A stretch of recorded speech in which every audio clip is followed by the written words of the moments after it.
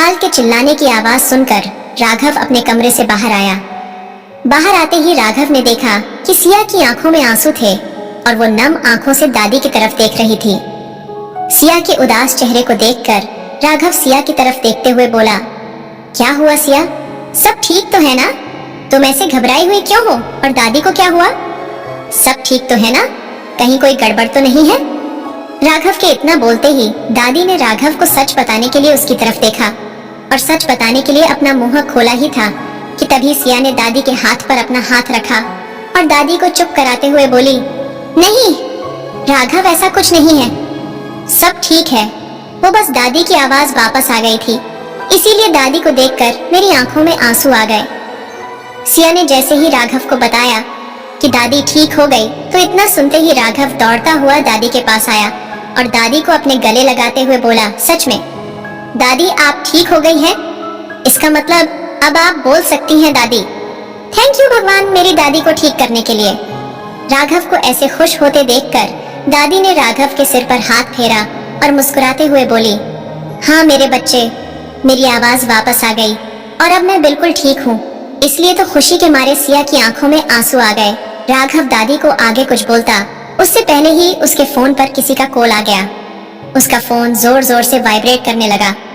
तभी राघव ने अपनी जेब से फोन को निकाला और फोन की स्क्रीन पर देखते हुए बोला, सॉरी दादी, थोड़ा इम्पोर्टेंट कॉल है इसलिए मुझे बात करनी पड़ेगी, लेकिन आप चिंता मत करो, मैं अभी वापस आता हूँ और आपकी आवाज वापस आने की खुशी में इस पल को सेलिब्रेट करते हैं।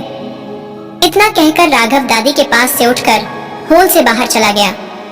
तभी काल ने सिया की तरफ देखकर हंसते हुए कहा, क्या हुआ, तेरी सारी हवा निकल गई क्या? बड़ा घमंड था तुझे अपने प्यार पर, अब क्या हुआ, कहाँ गया तेरा प्यार? तुझे क्या लगता है तू राघव को बताएगी और वो तेरा साथ देगा? नहीं, वो मेरा पोता है, वो तेरी बात कभी नहीं मानेगा।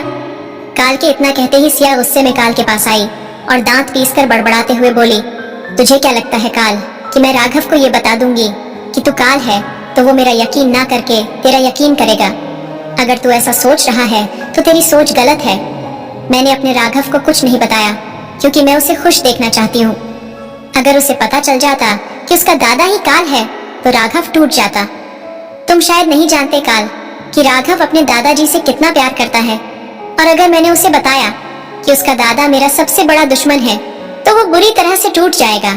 इसीलिए सिर्फ तुझे सजा दिलाने के लिए मैं अपने राघव को दुख नहीं दे सकती, समझा तू? इतना सुनते ही काल ने चिल्लाते हुए कहा, अच्छा राघव को सच नहीं बता पाई तो कोई भी कहानी बना रही है। सच तो ये है कि तू भी अच्छे से जानती है कि राघव तेरा यकीन कभी नहीं करेगा। काल की बात का सिया कोई जवाब देती उससे पहले ही दादी ने गुस्से में दांत पीसते हुए कहा, बस करो काल, मेरी बहू को धमकी देना बंद करो, वरना मैं अभी राघव को बता दूंगी कि जिस दादाजी की वो इतनी इज्जत कर रहा है वो ना तो उसकी इज्जत के लायक है और ना ही प्यार के। राघव तेरे ना होने पर भी तुझसे प्यार इसलिए करता है क्योंकि मैंने उसे ये कड़वा सच कभी नहीं बताया कि कैसे उसका दादा उसके पिता को नाजायज कहकर छोड़कर भाग गया था। दादी के इतना कहते ही काल का मुंह बंद हो गया और वो गुस्से में बड़बड़ाता हुआ वहां से चला गया। काल के वहां से जाते ही दादी ने सिया के हाथों पर अपना हाथ रखा और उदास मन से सिया की तरफ देखते हुए बोली, मुझे नहीं पता था सिया कि तुम्हारे साथ गलत करने वाला कोई और नहीं बल्कि यही दुष्ट काल है, लेकिन मेरी बदकिस्मती तो देखो कि अब जब मुझे पता चल चुका है कि काल यहाँ तेरे साथ गलत करने के इरादे से आया है, उसके बाद भी मैं कुछ नहीं कर सकती। मुझे माफ कर दो बेटा।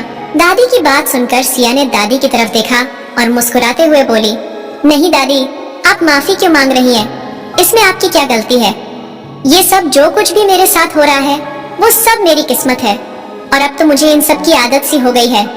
लेकिन इस वक्त बुरा मुझे राघव के लिए लग रहा है क्योंकि उसकी तो बेचारे की कोई गलती भी नहीं है, लेकिन फिर भी सिर्फ मेरी वजह से उसे ये सब भुगतना पड़ रहा है। इधर दादी और सिया आपस में बातें कर रही थी। उधर काल हॉल से निकलकर किसी कमरे में आ गया और कमरे में आकर वहां रखी चीजों को गुस्से में इधर उधर फेंककर तोड़ने लगा। उन चीजों पर अपना गुस्सा निकालने के बाद काल ने विक्रम के पास फोन मिलाया और चिल्लाते हुए बोला, हमारा प्लान कामयाब नहीं हो पाया विक्रम। उस नंदिनी ने सब कुछ चौपट कर दिया। पता नहीं कैसे, लेकिन वो पहले से जानती थी कि मैं दुर्जन सिंघानिया राघव का दादा ही काल हूँ। इसलिए अब हमें उन दोनों को अलग करने के लिए अपनी अगली चाल चलनी होगी। काल को गुस्से में देखकर विक्रम ने उसे शांत करते हुए कहा, कोई बात नहीं मामा जी, आपको इतना परेशान होने की कोई जरूरत नहीं है। चिंता मत कीजिए, मैं हूं ना। तो क्या हुआ, हमारा ये प्लान सक्सेसफुल नहीं हुआ तो मैं अपना अगला प्लान एक्टिवेट करता हूँ और उस सिया को राघव की जिंदगी से निकालने की अगली चाल चलता हूँ। आप बस वेट कीजिए और अपने अगले प्लान के लिए तैयार रहिए। इतना कहकर विक्रम ने काल का कॉल कट किया और अपने फोन से किसी के पास कॉल करने लगा। इधर हॉल में बैठी दादी और सिया आपस में बातें कर रहे थे कि तभी हॉल में रखा लैंडलाइन फोन बजने लगा। फोन की रिंग सुनकर सिया फोन के पास आई और उसने फोन उठाया। तभी फोन के दूसरी तरफ से किसी आदमी की घबराई हुई सी आवाज आई और उसने घबराते हुए कहा, हमारे हुकुमसा को बचा लीजिए। रानी सा, नहीं तो वो दुष्ट हमारे हुकुमसा को मार डालेगा। उसने हुकुमसा को अपने महल में कैद कर दिया है। उस आदमी की घबराई हुई आवाज सुनकर सिया ने उस आदमी को शांत करते हुए पूछा, क्या हुआ हुकुमसा को, और तुम ऐसे घबरा क्यों रहे हो? कौन उन्हें मार डालेगा? कहाँ चले गए हुकुमसा, और कौन है वो जिससे उनकी जान को खतरा है? कुछ बताओगे?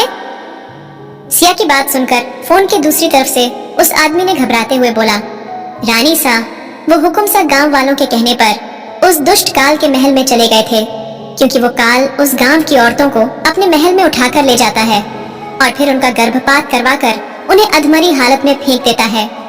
इसीलिए हुकुमसा वहां उस गांव की औरतों को ढूंढने गए थे, लेकिन उन्हें गए हुए पूरा 1 दिन हो चुका है और वो अभी तक काल के महल से बाहर नहीं आए हैं। पता नहीं रानी सा, लेकिन मुझे बहुत डर लग रहा है कि कहीं उस काल ने हुकुमसा को कुछ कर तो नहीं दिया। फोन पर उस आदमी की आवाज अच्छे से नहीं आ रही थी, इसलिए सिया को उस आदमी की बात समझ नहीं आई और उसने कहा, क्या तुम क्या कह रहे हो? आखिर क्या हुआ है? अब क्या किया है काल ने, और हुकुमसा उस गांव में क्यों गए थे? क्या हुआ है, तुम मुझे अच्छे से बताओ। जब तक मुझे पूरी बात पता नहीं होगी तब तक मैं तुम्हारी कोई मदद नहीं कर पाऊंगी। क्या सच जानकर सिया हुकुम भानु प्रताप सिंह की मदद करने के लिए एक बार फिर जैसलमेर जाएगी? क्या राघव हुकुम भानु प्रताप सिंह को बचाने के लिए सिया को वहां जाने देगा? कहीं इन सब के पीछे विक्रम की कोई चाल तो नहीं है? जानने के लिए सुनते रहिए secret of devil only on pocket FM पर।